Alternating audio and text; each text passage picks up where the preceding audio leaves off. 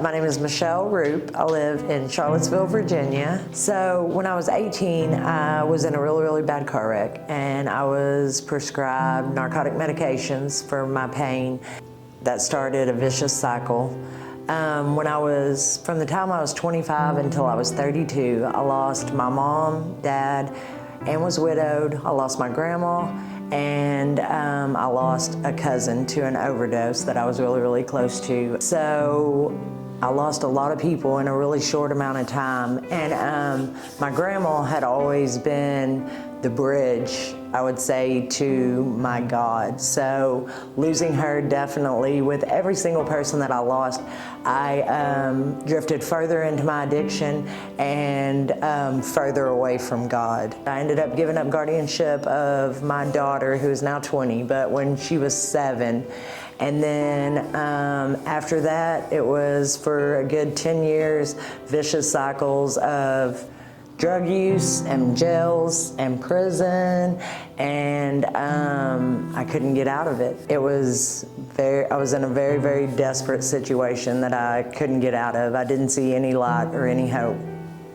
So I was out on bond, and I was running, of course. I was staying in a place that wasn't good for me with people that weren't good for me, and I had a dream about my grandma one night, and I woke up that morning and I had just decided that I was so tired that I could not do it anymore. But I felt a peace at the same time, and so I had called one of my friends and I asked her if she would come pick me up, and she did. And she said, "Where are we going?" And I said, "I want you to take me to turn myself in." So the part where God intervenes is that night when I got into that cell, and I just felt this calmness come over me and this peace that I hadn't felt in so long, so many years. And I hit my knees and I prayed and I prayed, and I probably prayed half that night, and I woke up the next day and I kept praying. And so then the part that God really intervened, though, was when I went to court and I thought I was going to get 6 months, and I ended up getting 18. So I said, "Okay, God, whatever you want me to do. I mean, your will, not mine." So I started reading my Bible, and I started going to church in jail. And then I got taken to prison, and I started going to church in prison, and I started just surrounding myself with the women that I saw in church in prison. And I think I fully surrendered at some point along that line that I had to give my life back to God, and that I had to do whatever it was to walk in that every day and to be able to live and have my personal relationship with my God back. When the time came that I started needing to make a home plan, I had went in and I told my counselor, like, "Look, I don't think I can go back to Fredericksburg. Of course I can go to Fredericksburg and, probably be in trouble by nightfall and, be back here with y'all fine people in probably a couple of months, or I can choose to do something different." And so she told me that there was a transition house in Charlottesville, and I had put in the application, and I had went and talked to the chaplain after that, and I had asked the chaplain, "How do I know what is God's will for me? Like, what do I know?" And she said, "When you pray about it, then you make plans, and if that's God's will, then He's not going to block your plans." And so the next day, my counselor called me into the office and told me that I'd been accepted into the transition home in Charlottesville. And so I knew right at that moment that God was acting on my behalf and that He was guiding my steps. And so I started making plans to come to Charlottesville. I came downstairs on the Sunday after I got released, and I told them I feel like I need to find a church.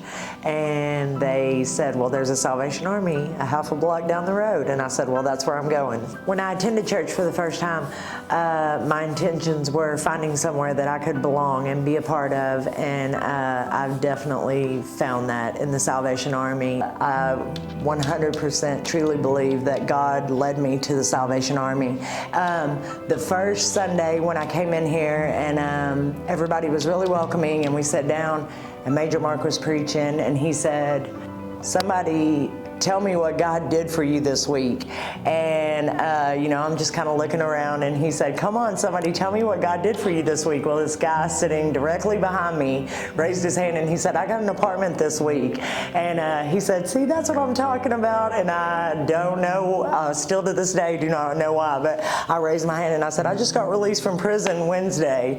And then so after the service, you know, Major Jen and a bunch of the women, you know, just surrounded me, and I felt so loved. Major Jen texted me one day and she said, you know, call me on your lunch break. I want to talk to you. And she said, we have a position open in our kitchen. So I came and I started working in the kitchen, and then I just now recently moved to be the receptionist of the shelter. But the Salvation Army has changed my life, saved my life probably in so many ways, and it is truly a God thing that I was led right here to this core, to the sense of belonging that I needed in my life to become the person that I am. I was made new by surrendering to God and asking Him to take my will back and make it into His own. So in the last 20 months, I got a job, and then I got a better job, and now I have a career. Have 601 days clean. I work with a really, really good program. I am the Vice PR chair for our area of Narcotics Anonymous. I've not owned a car or had a legit, valid driver's license in 14 years. And so my brother, who is also in recovery, and so anyways, he said, I've had this money put up for you for a long time, just waiting for you to, you know, come back to God and be able to do the right thing. And so he bought me a car. So I have a car and a driver's license for the first time in 14 years. I'm Michelle. Jesus changed my story and gave me something new.